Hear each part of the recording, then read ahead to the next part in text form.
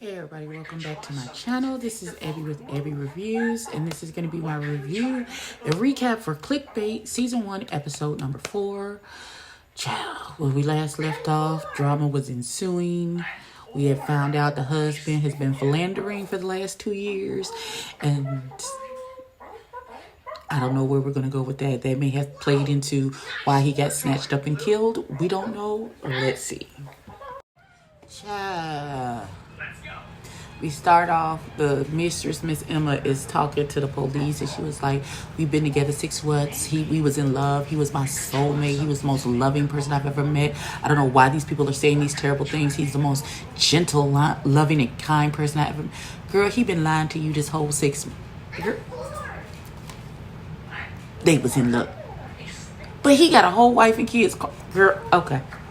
Because I'm not the kind of person that just asks for... This whole works for the insurance people. Huh. Now, he done sent her roses and balloons and a bear for her birthday with a card that's on the cover is a picture of him and her, I guess, at the beach. Child, she talk about she in love with Nick Brewer and don't even know Nick Brewer's real name.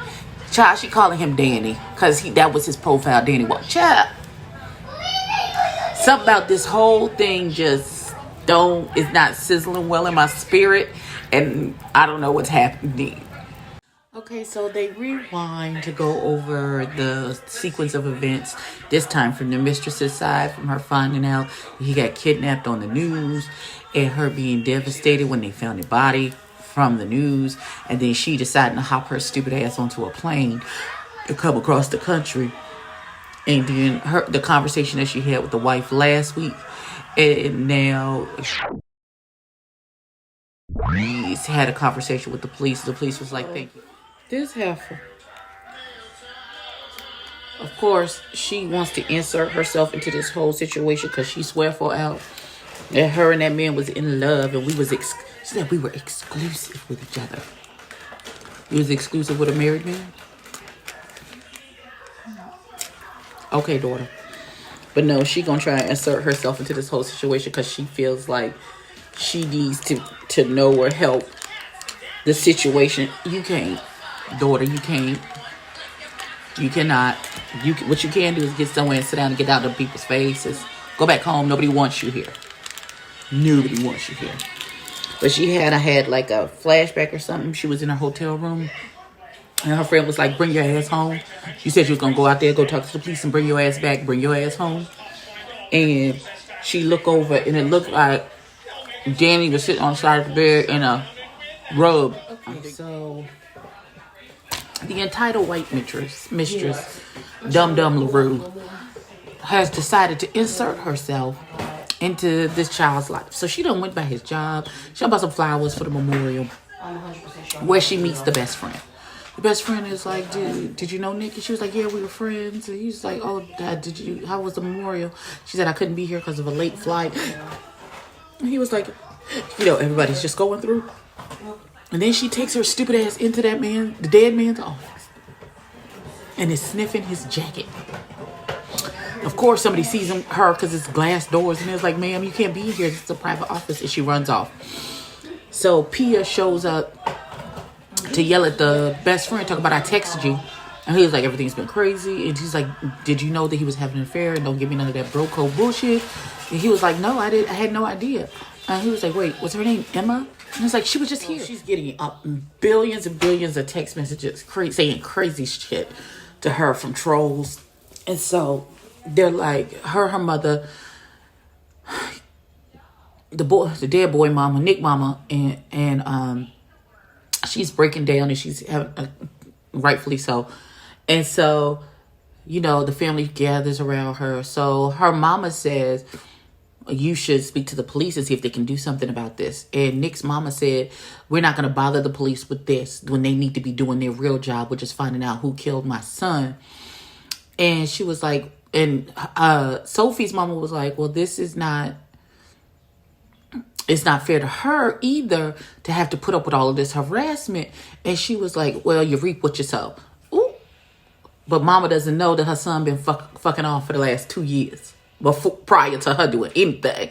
So, of course, that being her daughter, Sophie mama goes in. She was like, hey, bitch, what we not going to do? That's not what we going to do. Not on today. Not on my watch. Not with my child. And then it's all out of grief and anger. So Nick's mama started breaking down. She's like, I just miss my son. I just miss my son. And so at this point, Pia is back at the house. And Pia is looking at Sophie. And Sophie is looking at Pia. Because Pia knows about her brother's affair. So she can't really speak like she want to, because the mama don't know that he been having an affair. So then the stupid girl, Dum LaRue, the mistress, is still sitting in her hotel room. She gets a phone call. It's some man saying, I've been watching you. I know where you at. Go home. Otherwise, this is not going to turn out well for you. So instead of taking her ass back to the Dum LaRue calls the cops. and says, I think it's a threat. It's a very white woman. A threat has been made on my life. Oh my God, I'm the victim. Help me. And so she calls Pia and leaves a message. Please call me back. And so she done jumped in her rental car, and then now some truck is chasing her. If she dies, she dies. I'm not attached, nor do I feel any sympathy for this broad. So hopefully they run her off the road. That's what you get. Keep your legs closed to married men. Okay, so Dum LaRue gets ran off the road and into a trash can where she hurts her arms and get a concussion. So Pia, she comes to see her, and so does the detective. And she was like, did you recognize the man's voice? And she was like, no. Did you get to see anybody in the car? And she was like, no. When they described the car, when she described the car, Pia was like, she may know who was in the car. But then when her and the detective leave the room, so she gets the story of what happened between them out. And she's telling her best friend. He gave her the whole story, marriage, honeymoon, kids, the whole fairy tale that he spun for her is the exact same fairy tale he spun for all these other women. And now she's on her woman scorned thing. And so she had bought the picture from the lady, and she's like, just burn it. And then she goes and calls the news people to do an interview about their affair. And now talk about she believes the signs to say, I abused women, I killed them.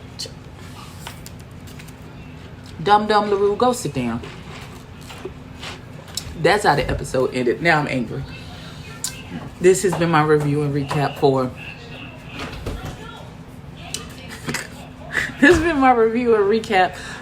Clickbait Season 1, Episode 4. Like, comment, and subscribe. Tell a friend, tell a kin. I'll catch you.